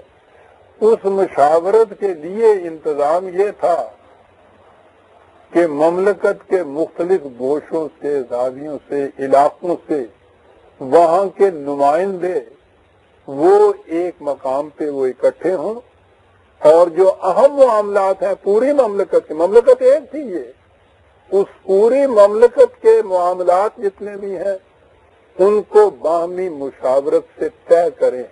یہ جو اجتماع تھا پوری مملکت کے نمائندوں کا یہ حج تھا. اس میں وہ بھی تھے جو نمائندوں کی حیثیت سے بھی آتے تھے, اور جنہیں آپ مبصرین کہتے ہیں, آبزرور کی حیثیت سے کہتے ہیں. باقی امت بھی جتنی بھی تھی, قوم بھی جس کا جی چاہے وہاں جائے. لیکن مقصد بنیادی وہ شہداء علی الناس والی یہ جو امت تھی, انہوں نے وہاں باہمی مشاورت سے نو انسانی کی الجھی ہوئی گتھیوں کو سلجھانے کے لیے جمع ہونا تھا. اور یہ جمع ہونا جو ہے یہ کسی دھاندلی کے لیے نہیں, اپنے استبداد اور استحلال کو مضبوط کرنے کے لیے نہیں. معاملات جو طے کرنے ہیں وہ کس طرح سے, یہ ایک لفظ ہی ہے. حج تو جسے آپ حجت کہتے ہیں, اس کے معنی ریزن کے اعتبار سے کسی چیز کا حل کرنا ہوتا ہے. تو مشاورت میں تو ریزن ہی کام آتا ہے. وہاں جمع ہوں, مبصر بھی آئیں. تو اب یہاں تو آپ یہ کہیں گے, آگے میں چلوں گا تو وقت تھوڑا ہے اور بات نکل جائے گی. یہ جسے عرفات کا میدان کہتے ہیں, وہ اب تو ہمارے ہاں کی آگے بیٹیوں کو بات نہیں سمجھ نہ آئے گی. ہماری مرحومہ اماں تک تو بات ہی حرفہ انہوں کے نہیں ہوتی ہے سنتے ادھر میں وہ ختم بھی دو دیے سن عرفات. ہمارے یہاں میدان عرفات آپ دیکھتے ہیں کہ وہ 20 لاکھ وہاں جمع ہوئے, وہ وہاں بیٹھے رہے, وہ ایک امام نے خطبہ پڑھا. یہ عرفات تو عرفات تعارف سے ہے, وہ میدان ہے جہاں تعارف ہوتا تھا ایک دوسرے سے. اچھا آپ میدان کی طرف سے آئے, بسم اللہ, پہلی دفعہ دیکھا آپ کو. اسی امت کے عرفات ہیں, امت کے نمائندوں کا تعارف ہو رہا ہے, وہاں مشورے ہوتے ہیں. ان مشوروں کے بعد وہ امام اعلان کرتا ہے کہ آئندہ سال کے لیے پروگرام کیا ہے تمہارا. وہ پروگرام لے کے پھر واپس لوٹتے ہیں, 3 دن وہاں میدان میں بیٹھتے ہیں, اس کے اوپر ڈسکشن ہوتی ہے, باہمی ریپرکشن دیکھنے ہوتے ہیں کہ صاحب یہ جو پروگرام ہے اس کا ہمارے ہاں یہ رد عمل ہوگا, اس کا حل فلاں جگہ سے لیا جائے گا, تم اس معاملے میں ہمارے ہاں کیا کرو گے. 3 دن وہاں بیٹھتے ہیں. ابھی آتا ہوں وہاں جو آپ کے ذہنوں میں ہے, یہ سارا کچھ وہاں کرتے ہیں. اب آپ یہ کہیں گے کہ صاحب یہ تو پھر اسی امت کے لیے ہو گیا, یا اسی لفظوں کے امت ہے اسی لیے ہم یہی کہیں گے, یا یہ مسلمانوں کے لیے ہو گیا کہہ رہے ہیں. تو وہ بات تو الناس سے چلی ہوئی تھی. سنیے عزیزان من, قرآن کی روح سے حج کا مقصد ہی نہیں, حج کی نوعیت. 22/27-28 ریفرنس لیجیے, بڑا اہم ہے. وَأَذِّن فِي النَّاسِ بِالْحَجِّ,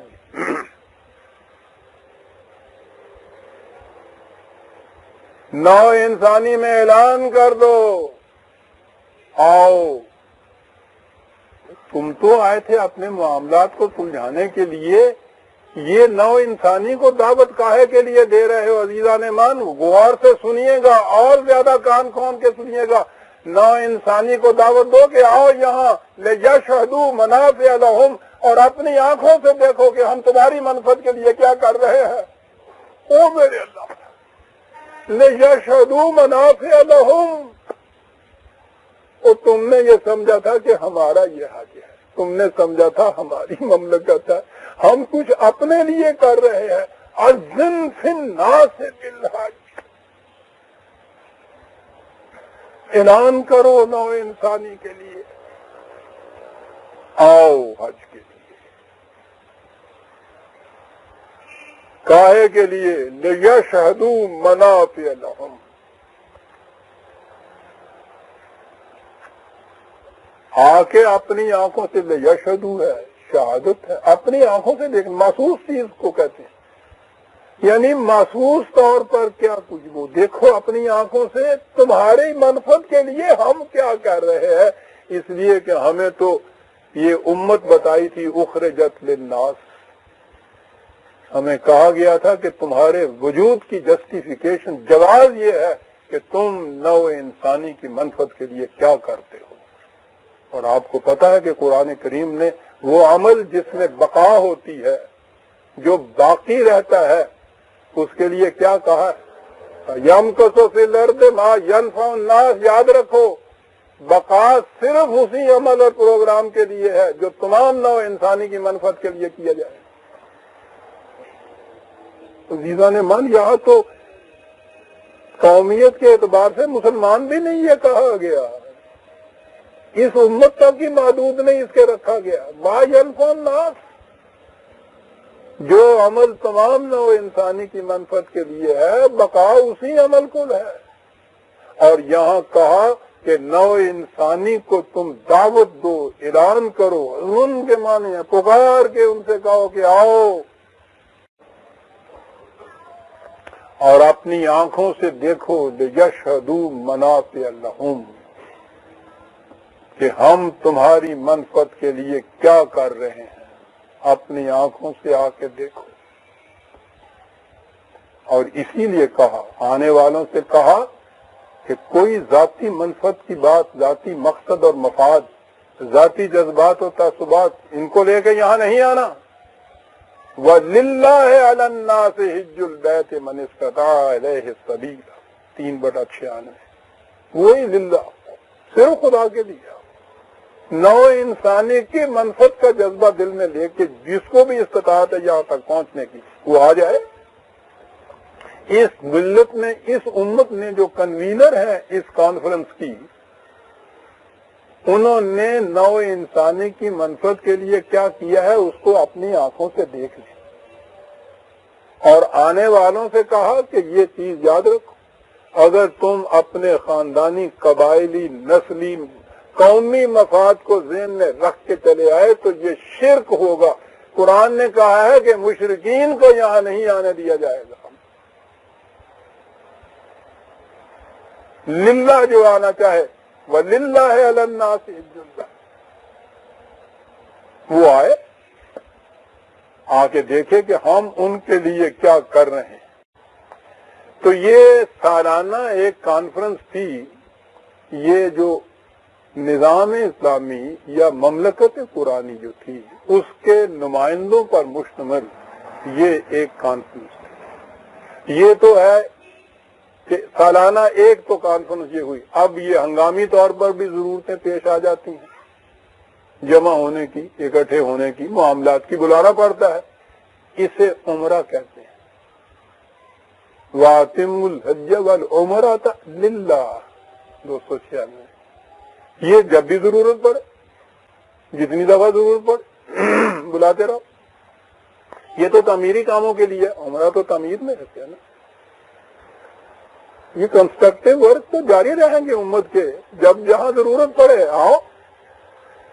یہ چھوٹی چھوٹی کمیٹیاں ہوں گی، وہ سالانہ ایک اجتماع ہوگا اور اس میں آؤ اور نو انسانی کو دعوت دو کہ وہ آئے، آ کے اپنی آنکھوں سے دیکھیں کہ ہم ان کے فائدے کے لیے کیا کر رہے ہیں۔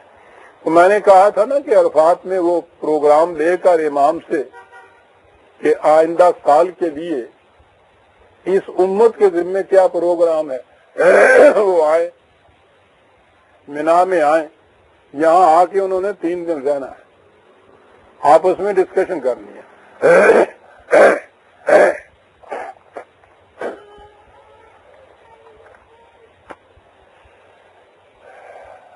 حضرت ابراہیم علیہ السلام کی دعا کو یاد رکھی، اور یہ بھی یاد رکھیے کہ وادی غیر ذی زرع تھی، وہاں تو اپنے کھانے کو کچھ نہیں ہوتا، اور وہاں جو چلے جائیں یہ 20 لاکھ جن کے ہاں اپنے کھانے کے لیے کچھ نہیں ہوتا، تو یہ کیا کھائیں گے وہاں؟ یہ نظام ہے عزیزان من، یہ خالی عقائد نہیں ہے کہ اللہ دے گا، کہا نہیں، اللہ کے قاعدے کے مطابق چلو گے تو اللہ دیتا ہے۔ کیا کرو؟ کہا کہ تم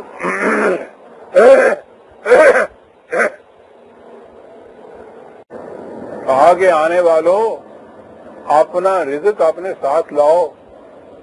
یہاں والے تو خود بڑے غریب اور محتاج ہیں، وہ رزق اس زمانے میں یہ ٹنڈ تو ہوتا نہیں تھا جو اس طرح سے لے آئے اور وہ خراب نہ ہو، کچھ نہ، ان کے ہاں اور خاص طور پہ ان اقوام کے اندر گوشت ہی بہترین کھانا ہوتا تھا۔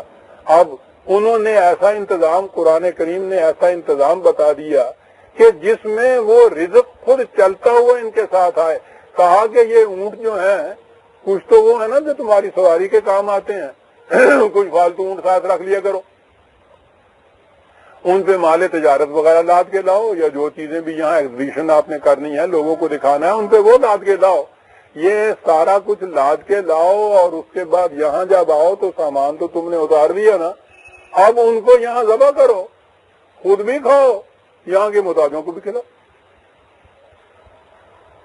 جو نہیں آئے تھے ان سے کہا کہ بھائی تم نہیں گئے ہو نا، تو ان کے لیے کچھ تحائف بھیجیا کرو، کوئی بکری یا کوئی گائے، کوئی کھانے کے لیے سامان، یہ ہدیہ اور عائدہ، اور وہ جو تحائف ہے، ہدیہ تو کہتے ہی تحائف کو ہیں، ان کے لیے وہ بھیجو۔ اور ان سے کہا کہ تم آتے وقت اپنے ساتھ 22/33 میں تو ہے، لَكُمْ فِيهَا مَنَافِعُ إِلَىٰ أَجَلٍ مُّسَمًّى ثُمَّ مَحِلُّهَا إِلَى الْبَيْتِ الْعَتِيقِ۔ جب آتے ہو تم تو ان سے تم فائدہ اٹھاؤ، یہ نہ سمجھو کہ یہ خدا کے نام پہ چھوڑے ہوئے کوئی سانڈ ہے کہ جن سے کوئی کام نہیں لیا جا سکتا۔ ہو بابا، یہ ہے کھانے پینے کے لیے جانور ہیں، مویشی ہیں، چلے آ رہے ہو، فالتو ہیں، ان سے راستے میں کام لو ان سے۔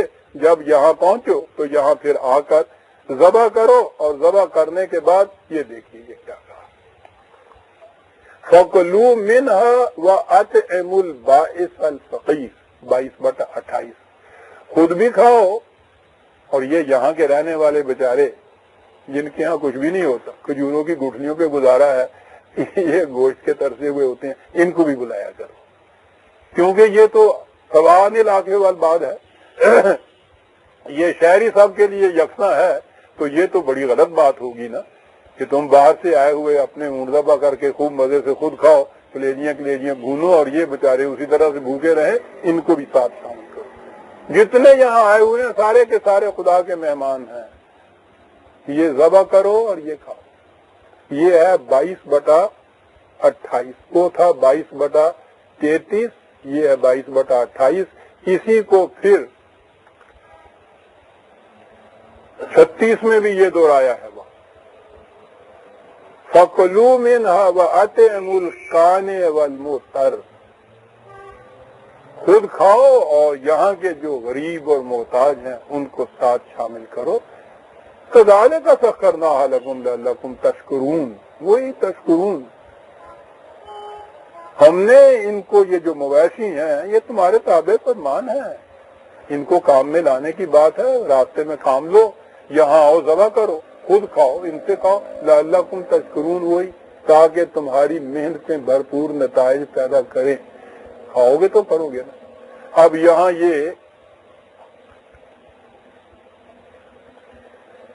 اتنے دن یہاں رہے، وہاں ڈسکشن کی، دیکھا کہ اس پروجیکٹ کا، اس معاملے کا کیا اثر پڑتا ہے، اور اس کے بعد پھر یہ پروگرام لے کے اپنے اپنے گھروں میں، اپنی اپنی مملکت میں واپس چلے گئے۔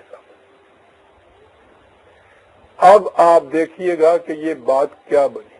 کعبہ بیتی خدا کا گھر کسی انسان، کسی قوم کی نسبت نہیں ہے،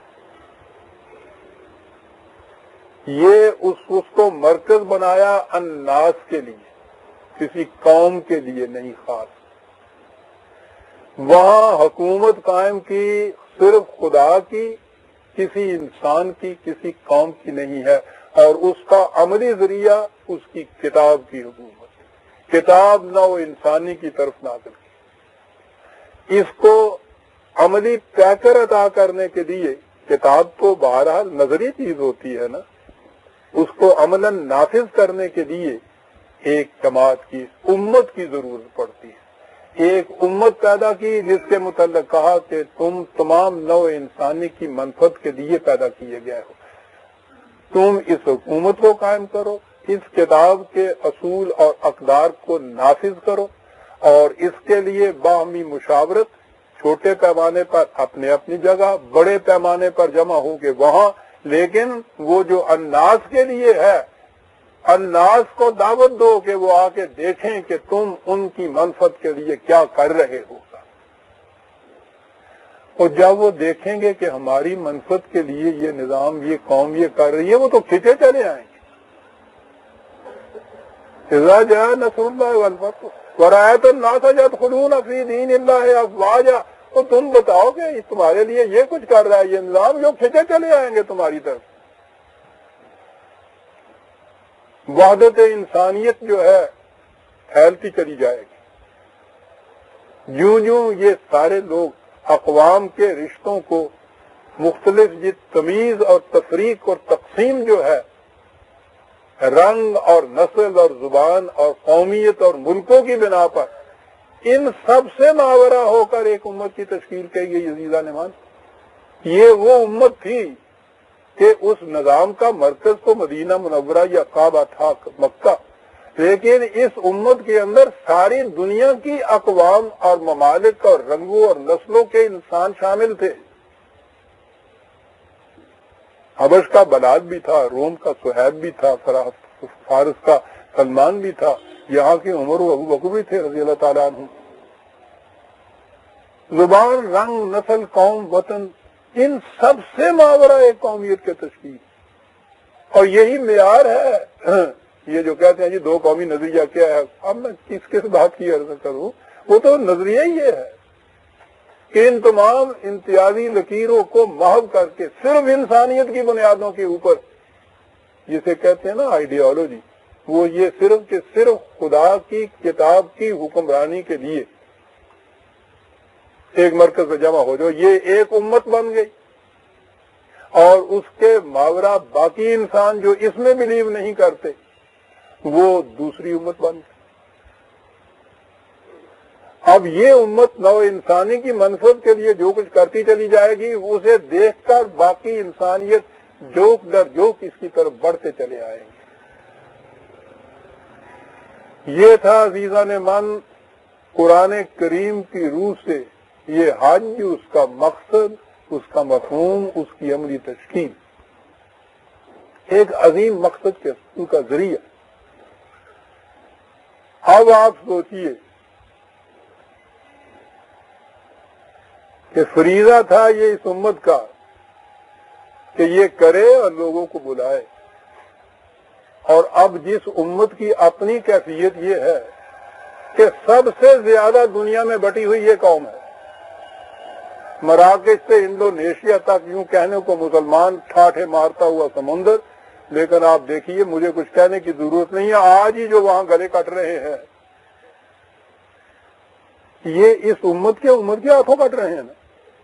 اور وہ جو اس نے کہا تھا کہ جب جنگ نہیں ہوتی تو اس زمانے میں بھی جنگ کی تیاریاں ہوتی ہیں، جو عملاً جنگ میں شریک نہیں ہے ان کی بھی وہی کیفیت ہے، باہمی عداوت اور نفرت اور تعصب بٹی ہوئی ہے۔ یعنی امت مسلمہ آج دنیا میں ہے ہی نہیں، جیسے انسان دنیا میں نہیں ہے، امت مسلمہ نہیں۔ ان کا تعارف بھی قوموں کے اعتبار سے ہوتا ہے، ملکوں کے اعتبار سے ہوتا ہے، اور جس جہنم کے اندر غیر قومیں گرفتار ہیں ان سے زیادہ تپش آلود جہنم کے اندر ہم مسلمان ہیں۔ ان کے ہاں تو میں بات دوسری طرف چلی جائے گی کہ یہ خطہ ارض جو تھا اس کا تصور ہی اس لیے دیا تھا کہ یہاں اس نوعیت کی ایک امت تیار کی جائے، اس نوعیت کی ایک حکومت قائم کی جائے، دکھایا جائے نمونہ دنیا کو۔ لیکن آج ہماری جو کیفیت ہے، اس تصور کے دینے والے نے بڑا احسان تھا اقبال کا ہم پر، اس نے یہ تصور دیا اور یہ کہا کہ یہ ہندی وہ خراسانی، یہ افغانی وہ تورانی، کہا کیا ہے یہ؟ تو ہے شرمندہ ساحل اچھل کر بے کراں ہو جا، اور غبار آلودہ رنگو نصب ہے بالو پر تیرے، تو ہے مرغ حرم اڑنے سے پہلے کرفشاں ہو جا۔ یہ جو گرد ہے پڑی ہوئی تمہارے اوپر باہمی تفریقات سی، اس کو جھاڑ دے، مرغ حرم اس کعبے کی نسبت سے اپنے آپ کو دنیا کی فضاؤں کے اندر پرافشاں کر۔ اور پھر سارا اقبال کا پیغام بڑا رہے گا راویو نیل و فرات میں کب تک، تیرا سفینہ کے ہے بحر بے کراں کے لیے۔ وہ یہ سارا پیغام دیتا چلا گیا۔ اس نے جو تصور دیا تھا ایک نئی مملکت کا، دو قومی نظریے کا، وہ اس پر مبنی تھا کہ اس امت کے اندر پہلے یہ ایک وحدت پیدا ہو جائے، یہ قوموں کی جگہ ایک امت بن جائے، یہ اس کا نقشہ ہے۔ پھر ساری دنیا وہ جو ان کے روح کے نشیمن میں ایک تصور دیکھ رہے تھے، اس کی ایک عملی شکل اس خطہ زمین کے اندر ان کو نظر آ جائے گا۔ لیکن وہ تھا مقصد، اور ہمارا آج کا حج، ہماری آج کی قربانیاں، ہماری آج کی یہ امت، ہمارا آج کا یہ مسلمان، الناس کو تو چھوڑ دیجئے، یہ امت واحدہ ہے۔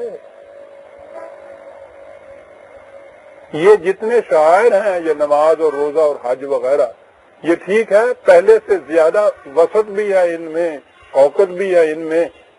اس زمانے کے اندر تو وہ حج میں نبی اکرم صلی اللہ علیہ وسلم میں جو تاریخ میں آتا ہے، حجۃ الوداع حضور کی 1 لاکھ کے قریب کہتے ہیں کہ جمع ہوئے تھے، ساری امت ہی اتنی ہوگی اس زمانے میں، تو آج تو 20-20 لاکھ ہوتے ہیں ہمارے ہاں۔ وہ حج کیا کرتا تھا، آج ہم کیا کرتے ہیں، یہ کیا چیز ہو گئی؟ یہ بھی بتا گیا ہے وہ شخص کہ دین میں یہ چیزیں ایک مقصد اعلیٰ کے عملی پروگرام کے ٹکڑے اور حصے ہوتے، شکیں ہوتی ہیں۔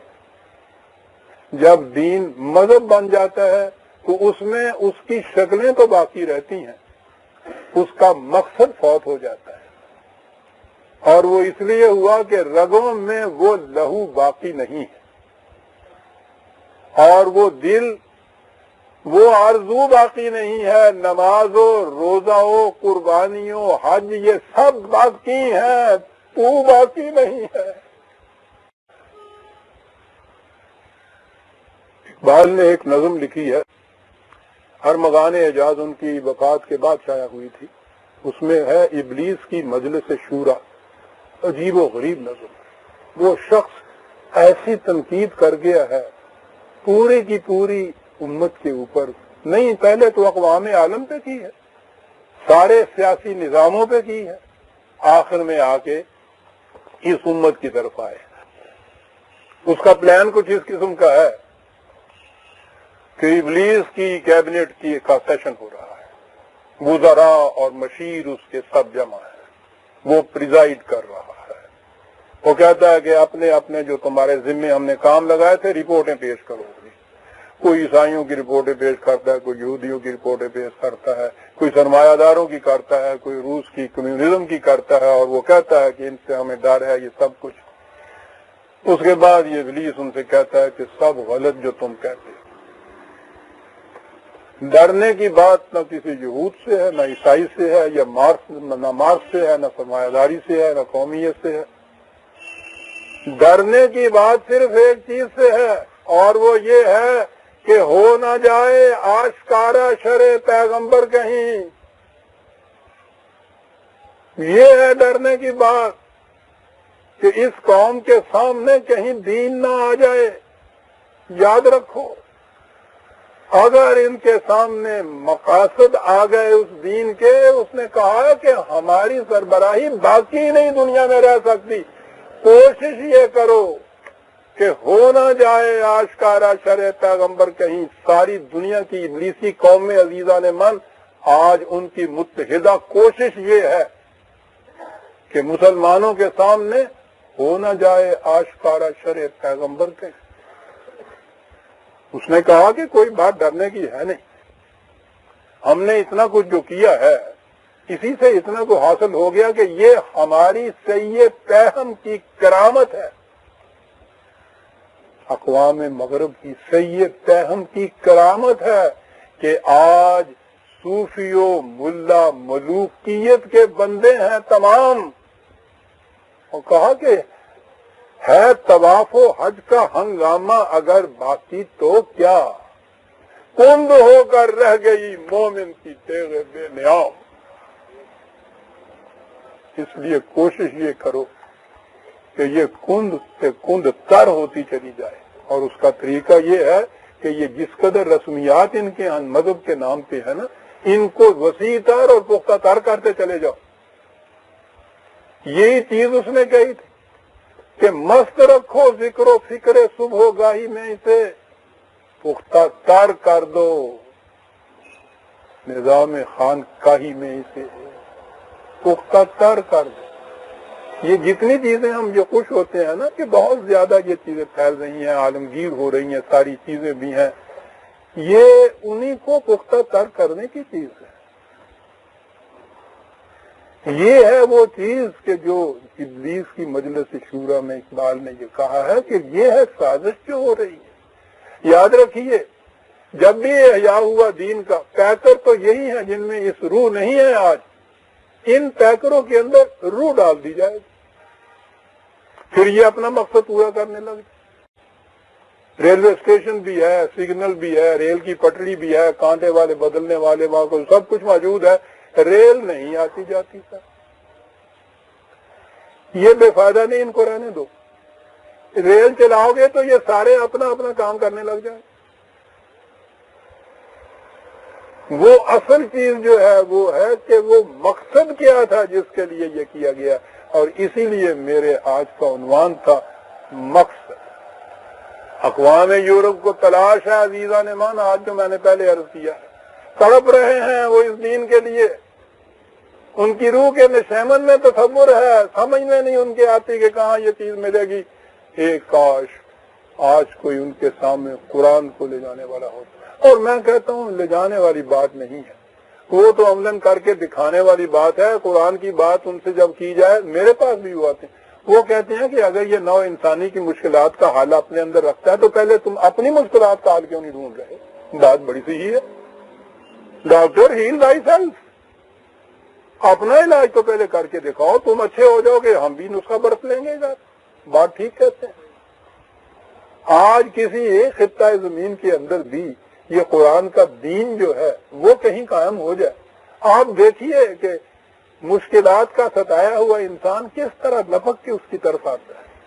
اسی لیے اس نے یہ کہا تھا اقوام کے اندر بٹے ہوئے انسانوں سے کہ مکہ نے یہ پیغام جنیوا کو دیا ہے. اس زمانے میں یہ جو وہ لیگ آف نیشن تھی اس کا ہیڈ کوارٹر جنیوا ہوتا تھا.